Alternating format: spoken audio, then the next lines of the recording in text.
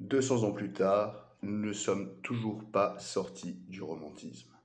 Nous n'avons même pas commencé à prendre conscience de la manière dont nous nous déterminons par rapport à lui. Ce qu'ont inventé les romantiques, ce qu'ils ont créé de manière absolument originale, c'est une nationalité poétique.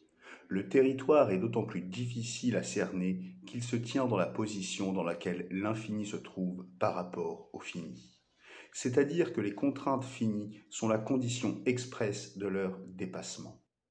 On se demande d'ailleurs si ces poètes aux carrières fulgurantes n'ont pas saisi, par intuition, le sens des systèmes philosophiques qui s'élaboraient à leur côté. On pourrait imaginer qu'ils ont reconnu d'emblée leurs points forts et leurs faiblesses et qu'ils ont accompagné mimétiquement leur direction, faute de pouvoir les suivre dans la durée.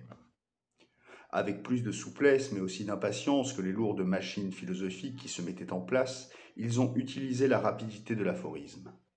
Cette affaire de stratégie. On dirait d'une guérilla allemande sur les flancs de la grande armée napoléonienne, chevaux légers courant à l'assaut, puis brisant le contact dès qu'ils ont déchargé leurs salves. C'est pourquoi Novalis craignait que le sens de la réforme ne s'arrêtât aux limites d'un territoire national. La nation poétique devait, par destin, dépasser toutes les nations.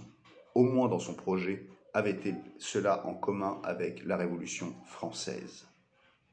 Héritiers directs de la Réforme, les romantiques l'étaient en effet du libre examen. Cependant, ils conservaient pour la plupart leur foi religieuse. Comment s'y retrouver autrement que par une synthèse paradoxale ? La situation qu'ils font à la poésie est le produit direct de ce paradoxe. C'est aussi ce qui les rend particulièrement inexpugnables. On ne peut contenir le romantisme dans ses impulsions puisqu'il s'est voulu, par définition, mouvement. À la lourde progression hegelienne, il emprunte la dynamique du surpassement qu'il applique à la notion de sublime définie par Kant. L'imagination est la clé même de ce paradoxe, puisqu'elle tire son pouvoir de son impuissance, à l'abri de la raison supérieure qui surveille ses écarts, ses ébats, dans une parfaite confiance d'elle-même. Toutes les avancées du romantisme vont se jouer là, dans notre relation à la notion d'infini. L'infini est position transitoire, frontière éphémère à partir de quoi le regard poétique plonge dans un inaccessible au-delà qui se révèle être dans le même temps déception d'un en-deçà.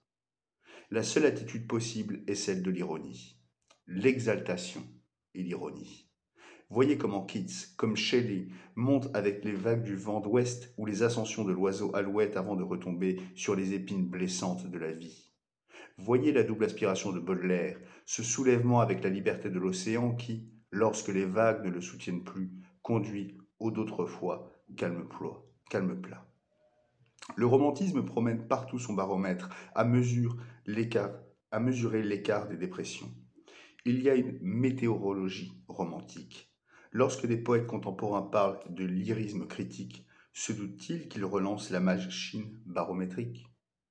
L'ironie est faculté dialectique de surpassement qui accompagne la réalité dans le moment même qu'elle s'altère en son contraire.